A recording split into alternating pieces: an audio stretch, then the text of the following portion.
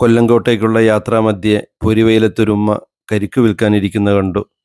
വണ്ടി നിർത്തി ഒരു കരിക്ക് വെട്ടിത്തരാവോ എന്ന് ചോദിച്ചു. ഉമ്മ കരിക്ക് വിൽപ്പന തുടങ്ങിയിട്ട് ഒരാഴ്ച ആയിട്ടേ ഉള്ളൂ.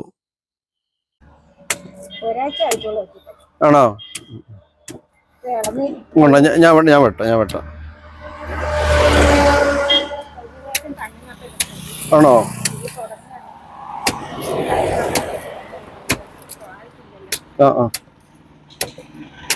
അപ്പൂസിന് കരിക്ക് വേണോടാ?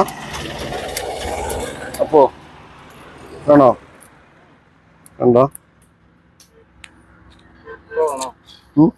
സോ വേണ്ട.